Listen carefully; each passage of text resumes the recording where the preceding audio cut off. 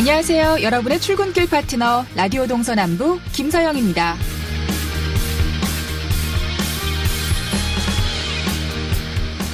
현지 시간으로 지난 5일 스위스 로잔의 IOC 본부에서 이사회가 열렸는데요. 이사회 직후 토마스 바흐 IOC 위원장은 기자회견을 통해 2024 동계 청소년 올림픽 대회의 남북한 공동 개최 구상을 밝혔습니다.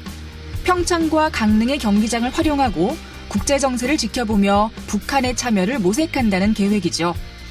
이 소식에 문화체육관광부도 6일 세종청사에서 부처 간 국장급 회의를 열었는데요.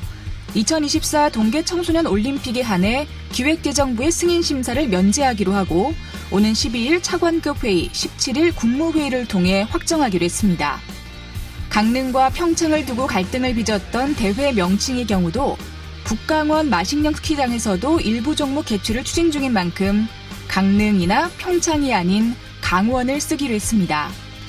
이제 사전 심사 절차는 사실상 모두 마무리됐고요. 이달 말 정부가 IOC에 유치 신청서를 공식 제출할 예정인데요.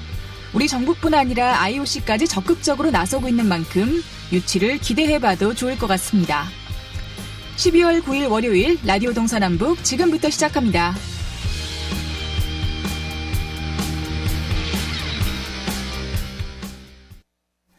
네, 라디오 동서남북 오늘도 아침 신문으로 시작합니다. 강원일보 이하늘 기자와 연결돼 있습니다. 안녕하십니까?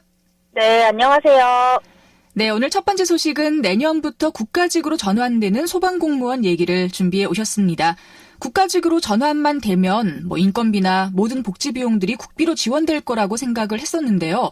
아니, 사실 비용적인 측면에서 국가가 부담하는 비율은 변동이 거의 없다고 하네요. 자세한 소식 전해주시죠.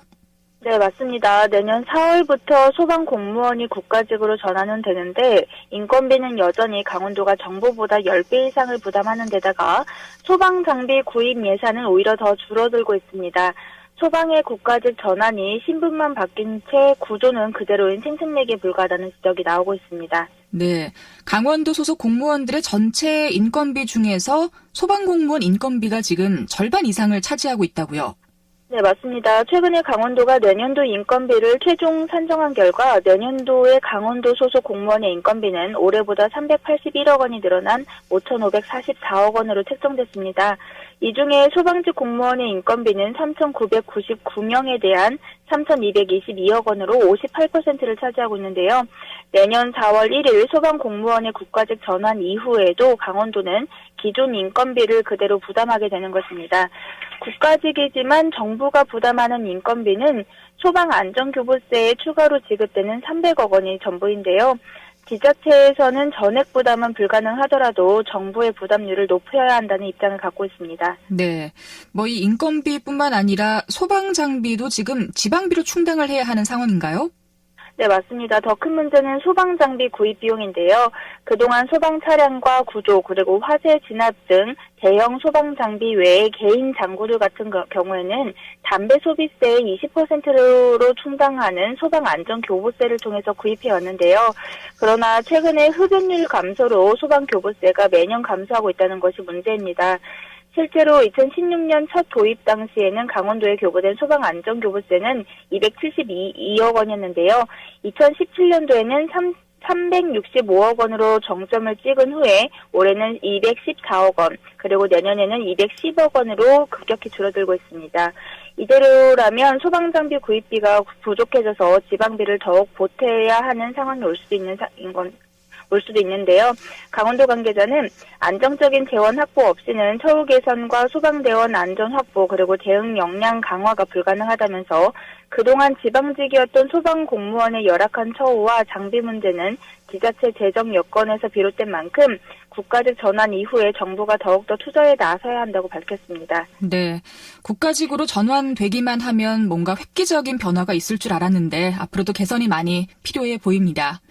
자, 다음은 도의회 소식이네요. 요즘 강원도의회 예산결산특별위원회가 강원도의 2020년도 당초 예산안을 심의하고 있는데요.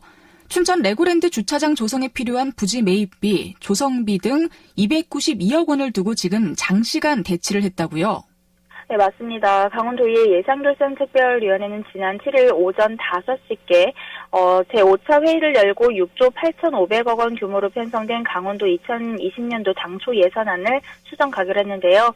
조정액은 57억 6,300만 원 규모입니다. 예결특위는 지난 6일 오전 10시부터 예산조정소위원회를 구성해서 개수 조정에 들어갔으나 춘천 레고랜드 주차장 조성사업 예산과 관련해서 여야 간 이견 사이를 좁히지 못해 19시간 동안 팽팽한 줄다리기를 벌였습니다.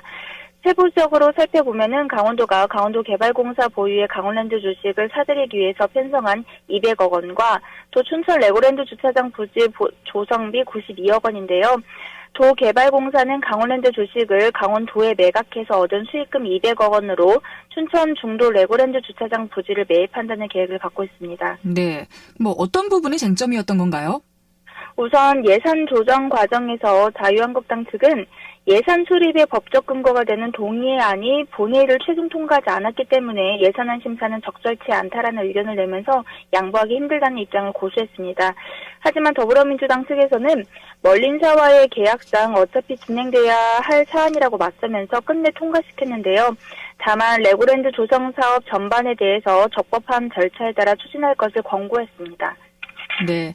강원도 조직 내부에 설치한 알펜시아 매각 TF팀 예산도 깎였죠?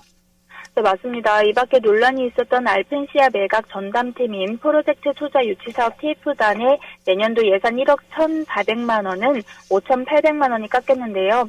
본 심사 과정에서 여야 모두 강원도개발공사가 최근에 공개 매각을 조건으로 전문 법무회계법인과 계약을 체결한 만큼 도 TF단에서 현재까지 추진된 사항을 법인 측에 넘겨줘야 한다는 의견을 낸 것이 일부 반영됐습니다.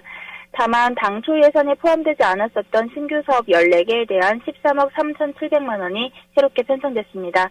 주로 입양가족 가족 지원이라던가 아니면 고령운전자 교통안전사업 지원 이런 사업인데요.